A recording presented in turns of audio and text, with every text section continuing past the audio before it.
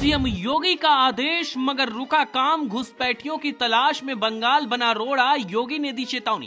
कानपुर में रोहिंग्या घुसपैठियों की पहचान के लिए अभियान तेज, मगर इस जगह फंस गया है पेच। दिल्ली केस के बाद लगातार योगी सुपर एक्शन मोड में है। यूपी के हर जिले में रोहिंग्या घुसपैठियों की जांच की जा रही है। यहाँ तक कि योगी ने खुद अफसरों को आदेश दिया है कि ये काम तेजी से हर जिले में होना चाहिए। आदेश में ये भी कहा गया है कि हर जिले में रहने वाले रोहिंग्या और बांग्लादेशी घुसपैठियों की पहचान करो, उनके दस्तावेज को चेक करो, संदिग्ध मिले तो तुरंत डिटेंशन सेंटर में भेजने की तैयारी करो। आदेश आते ही कानपुर सहित पूरे प्रदेश में ऑपरेशन स्पीड पकड़ चुका है। खबर है कि पुलिस, LIU और विशेष टीमें बस्तियों में जाकर दस्तावेज की जांच कर रही हैं। लोगों की पहचान, भाषा, वेशभूषा और इतिहास खंगाला जा रहा है। लेकिन इस बीच एक बड़ा पेच सामने आया है। आरोप है कि बंगाल सरकार संदिग्धों के बारे में जानकारी देने से बच रही है और पूरा अभियान इसी वजह से फंसने लगा है। क्या है पूरी खबर,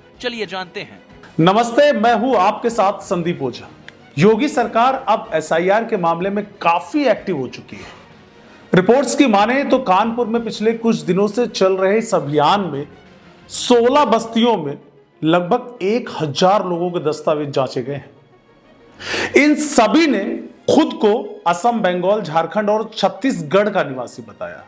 लेकिन दस्तावेजों की जांच ने सुरक्षा एजेंसियों की चिंता बढ़ा दी भाई, क्योंकि जानकारी के अनुसार अब तक 117 लोग ऐसे मिले हैं जिनके आधार कार्ड, वोटर ID या अन्य दस्तावेज एक दूसरे से मेल ही नहीं खाते। कई लोगों के कागज संदिग्ध पाए गए हैं, कई की नागरिकता पर सवाल उठे हैं और कुछ के बारे में अलग अलग एजेंसियां अलग अलग रिपोर्ट्स दे रही है। यह स्थिति और खतरनाक तब हुई जब पता चला कि सबसे अधिक संदिग्ध बंगाल से हैं, जिनकी पुष्टि करने के लिए यूपी सरकार ने पश्चिम बंगाल शासन को पत्र भेजा है। लेकिन आरोप है कि बस 2-4 मामलों में प्रतिक्रिया आई है, बाकी फाइलें जो हैं वो अटक गई हैं। अधिकारियों की माने तो बंगाल के करीब 250 लोगों की पहचान की प्रक्रिया पूरी तरह बंगाल सरकार के जवाब पर निर्भर है।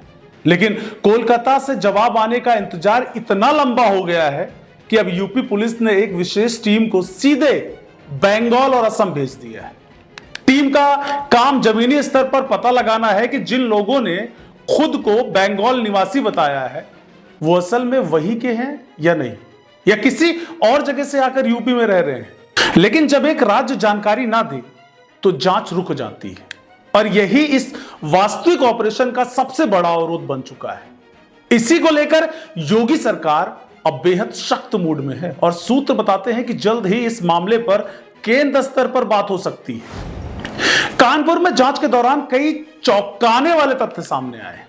आपको बता दें, बड़े चौराहे पर ऑटो चलाते हुए पकड़ा गया म्यांमार का रोहिंग्या साहिल अभी जेल में है। वो 2017 से परिवार समेत शहर में रह रहा था और उसके सारे दस्तावेज एक पूर्व सभासद ने गलत तरीके से बनवा दिए थे। उसके बाद पुलिस ने उसके पूरे परिवार को गिरफ्तार किया। यही नहीं, पुलिस लाइन के बगल में रहने वाले 20 परिवारों की भी जांच हुई है। भले ही रोहिंग्या नहीं निकले, लेकिन जांच में यह सामने आया है कि वो सभी अवैध रूप से रह रहे थे, यानी शहर के कई इलाकों में अवैध रहवासियों का जाल फैला हुआ है और दस्तावेजों के आधार पर पहचान करना जरूरी हो गया है। बड़ा सवाल यह है कि इतने बड़े स्तर पर घुसपैठ की जांच आखिर अब क्यों तेज हुई? सुरक्षा एजेंसियों के अनुसार दिल्ली केस के बाद यह साफ है कि उत्तर भारत में रोहिंग्या और बांग्लादेशी नेटवर्क गहरे तक फैला है। कई संदिग्ध नकली दस्तावेजों के सहारे शहरों में घुसकर बस चुके हैं और यही राष्ट्रीय सुरक्षा के लिए खतरा बन चुका है। योगी सरकार का आदेश है कि एक भी अवैध घुसपैठिया वोटर लिस्ट में नहीं होना चाहिए। कोई भी व्यक्ति बिना अनुमति के यूपी में नहीं रहना चाहिए। लेकिन बंगाल सरकार के सहयोग न करने से पूरा अभियान धीमा पड़ गया है। देखा जाए तो सबसे बड़ा मुद्दा यही है कि यह अभियान सिर्फ कानपुर का नहीं बल्कि पूरे उत्तर प्रदेश की सुरक्षा से जुड़ा है। 117 संदिग्ध के दस्तावेज सवालों में है। सैकड़ों लोगों के बारे में पूरा सत्यापन रुक गया है और बंगाल का सहयोग न मिलना पूरे ऑपरेशन पर विराम लगा रहा है। खबर है कि योगी सरकार इसे बिल्कुल बर्दाश्त करने के मूड में अब दिख नहीं रही है। अब आगे क्या होता है ये देखने वाली बात होगी। इस वीडियो में इतने ही, मिलता हूं अगले वीडियो में। अपना ख्याल जरूर रखिएगा। नमस्कार।